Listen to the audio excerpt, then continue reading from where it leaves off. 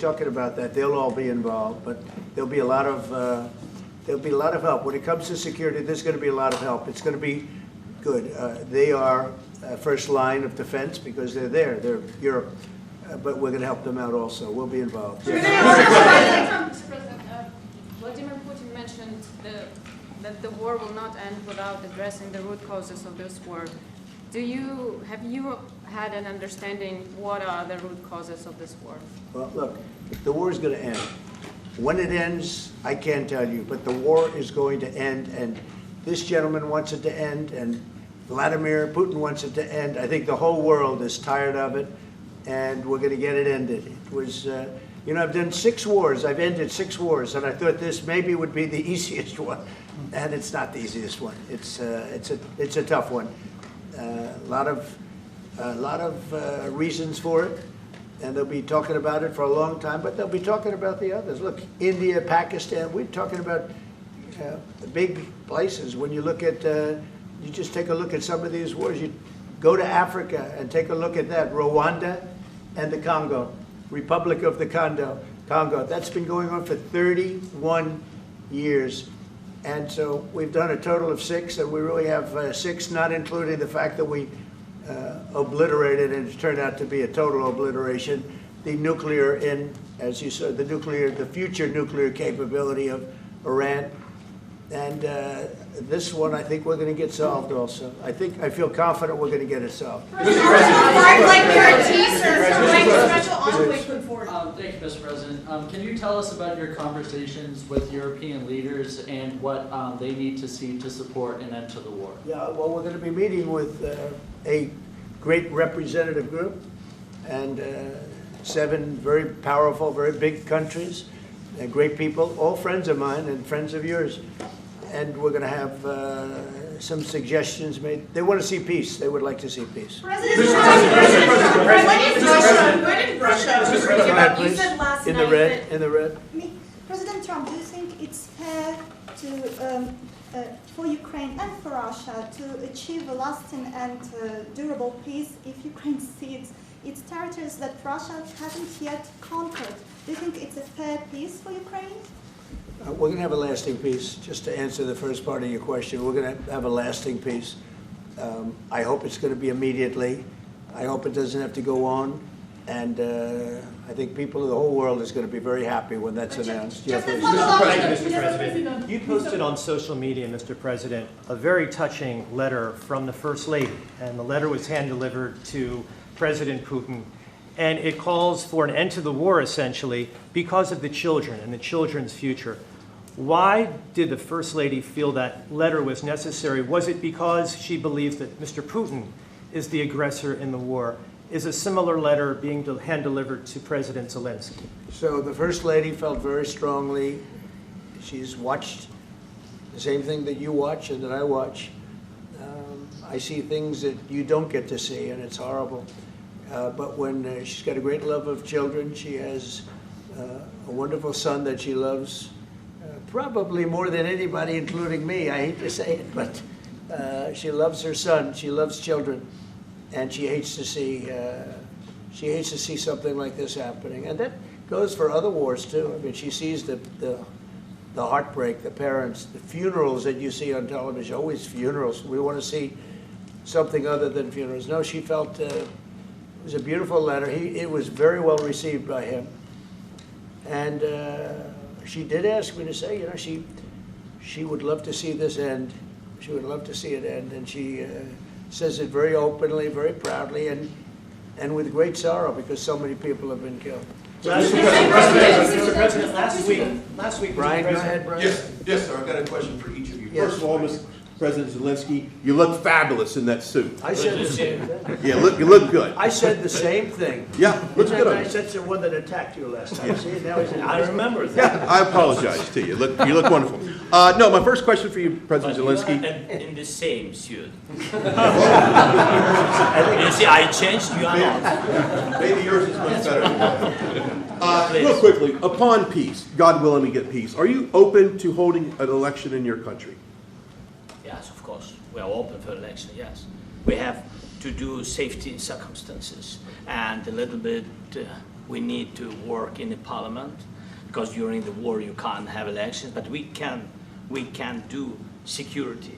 We need, maybe, how to say, we need a truth, yes, everywhere, in the battlefield, in the sky, in the sea, yeah, to make possible for people to do democratic, open, legal elections. So you say we're ready. during the war you can't have elections. So let me just say 3.5 years from now, so you mean if we happen to be in a war with somebody, no more elections? Oh, that's good. I wonder what the fake You like news this is. idea? Yeah. No. Speaking of news, I got a question for you. This sounds insane for me even to ask this, but do you think the American media really doesn't even want a peace deal because they've seen they've been so critical of you every step of the way as you lead the charge for peace?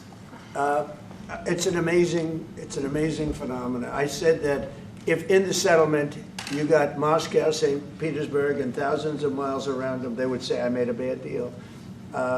The level of hatred and animosity is incredible. Not with all. I mean, we have great people up here. We also have terrible people up there that I think are told what to say.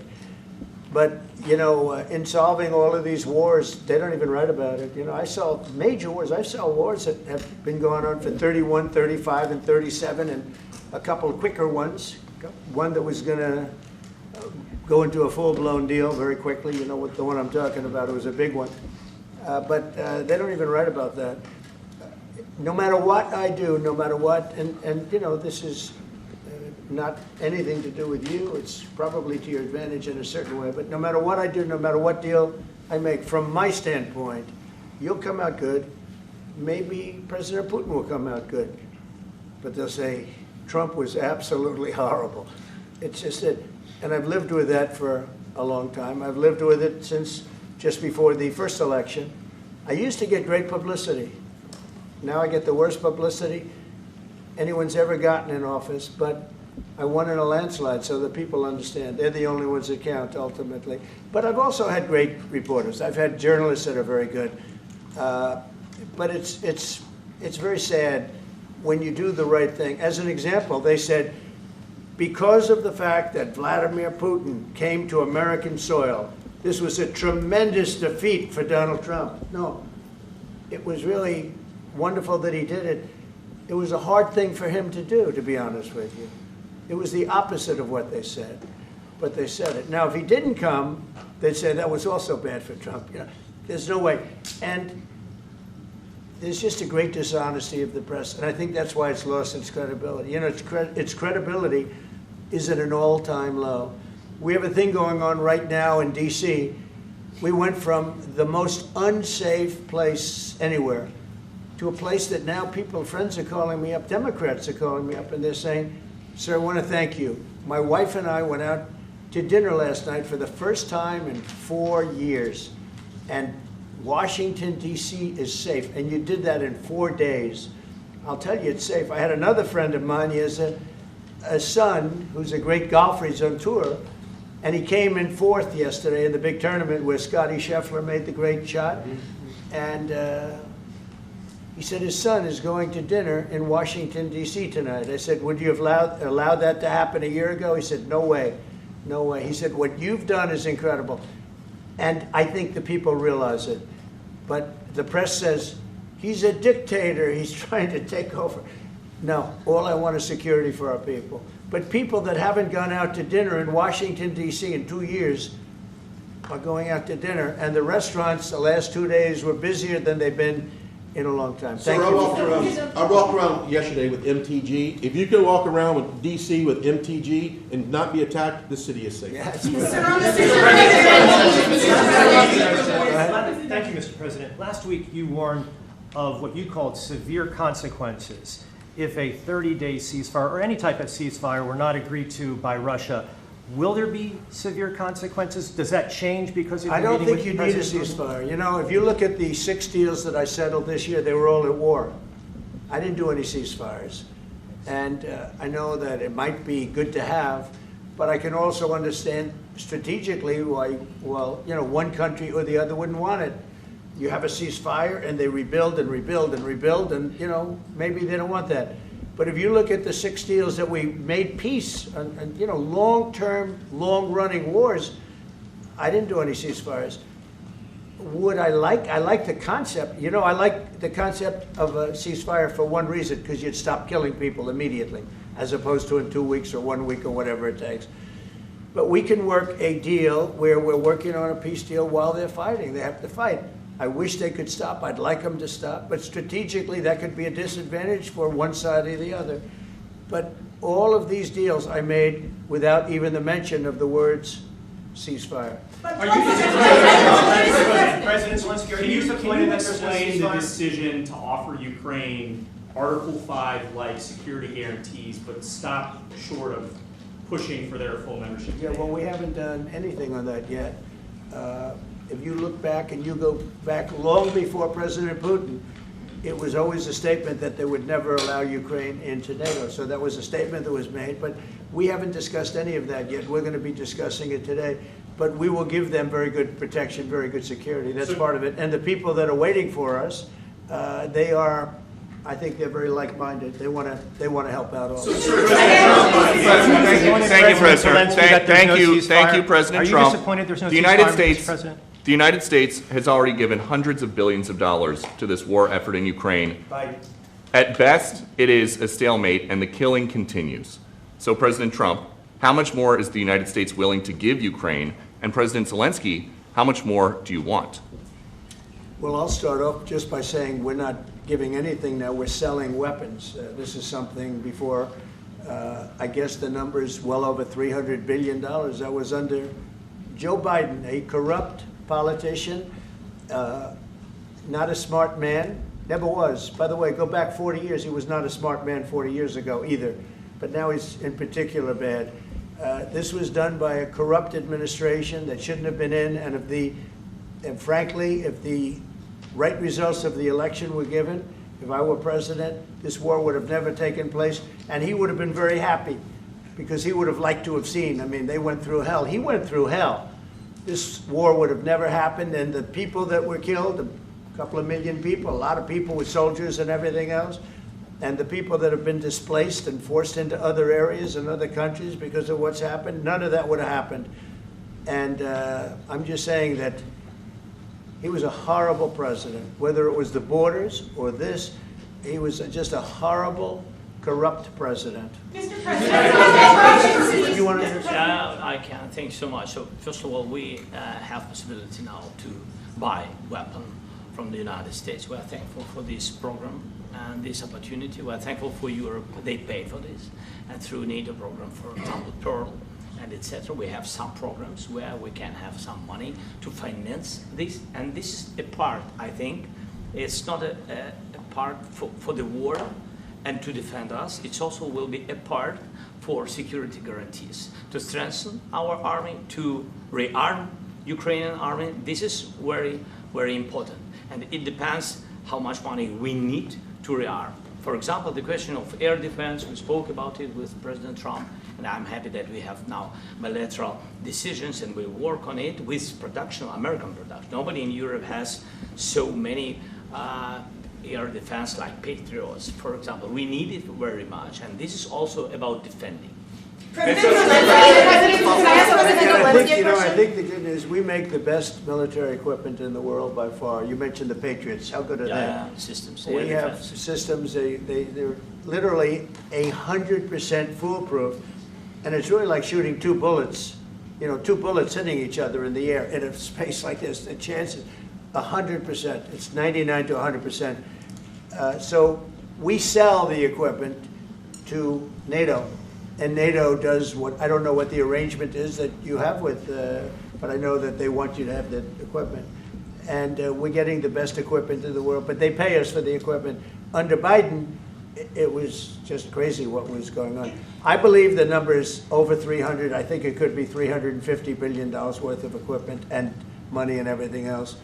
And we've made more progress in settling this war in the last 2 months than they made in 4 years. This should have been settled a long time ago, but it should have never happened. Yeah, please. Real quickly, you pushed out on social media. All right, Brian, go first. You pushed out on social media about doing away with mail-in ballots. and potentially electronic voting machines. Can you expand on that and how important Well, that is? that's a very off-topic, just really quickly. Mail-in ballots are corrupt. Mail-in ballots, you can never have a real democracy with mail-in ballots.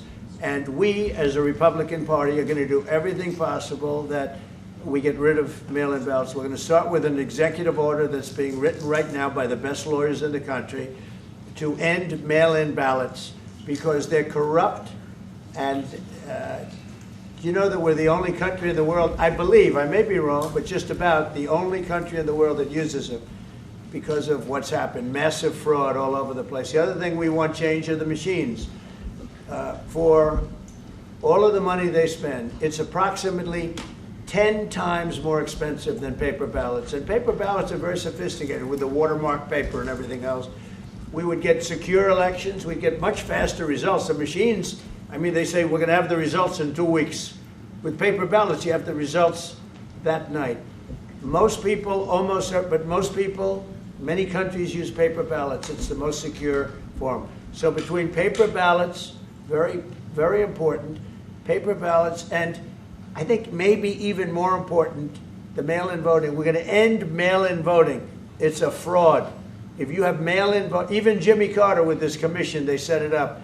He said the one thing about mail-in voting, you will never have an honest election if you have mail-in. And it's time that the Republicans get tough and stop it because the Democrats want it. It's the only way they can get elected. Because with men and women's sports and with transgender for everybody and open borders and all of the horrible things, and now the new thing is they love crime. They're fighting me on the fact that I've made Washington, D.C. safe. We're not going to get mugged, beaten up, or killed like all the people you've been watching get so badly hurt. I'm glad, I hate to take your time with this, but I'm glad you asked me that question. Sorry. We're going to stop mail-in ballots because it's corrupt. You know, when you go to a voting booth and you do it the right way and you go to a state that runs it properly, you go in, they even ask me, they asked me for my license plate, for identity. I said, I don't know if I have it. They said, sir, you have to have it. I was very impressed, actually. But it's very hard to cheat with mail-in voting. As you know what happens in California, it's so corrupt, where some people get 5, 6, 7 ballots delivered to them. Now, we got to stop mail-in voting, and the Republicans have to lead the charge.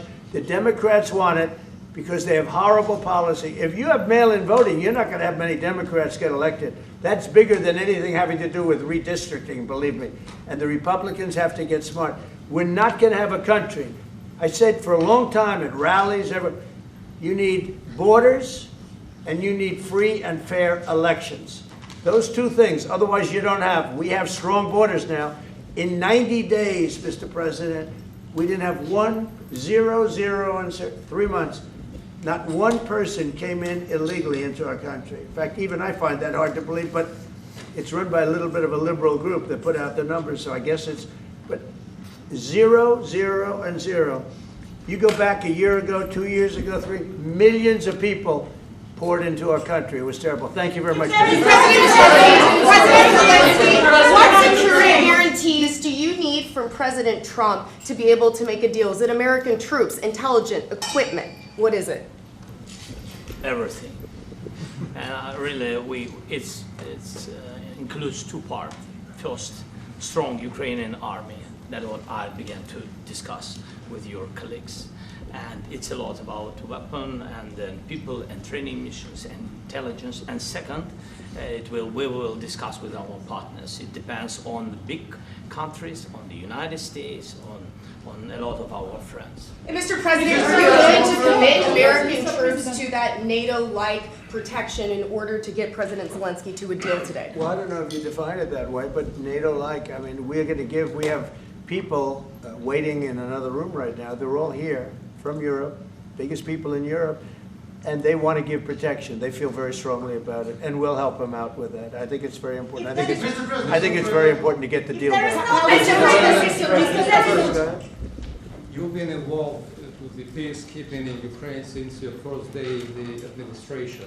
What would you say to the Ukrainian people right now who are suffering under the Russian attacks and hoping that the American people will stand with them? Well, I know Ukrainian people. I've known many over the years. They're great people. They're smart. They're energetic. They love their country. I mean, they love their country, and we want to get this war ended. That's all I can do.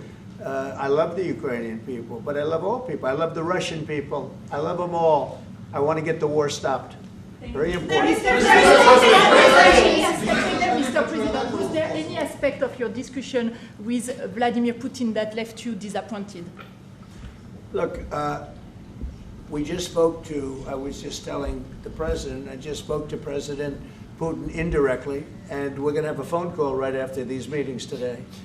And we may or may not have a trilat. If we don't have a trilat, then the fighting continues.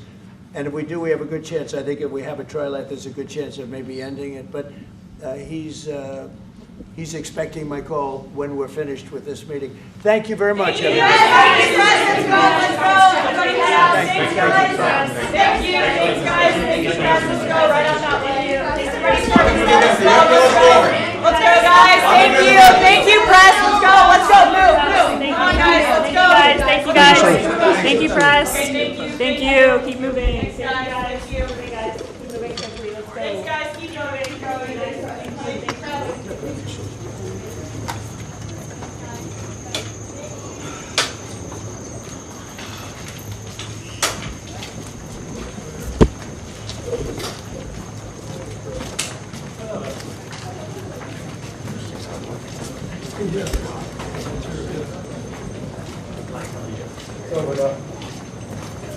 Hang on, how are you?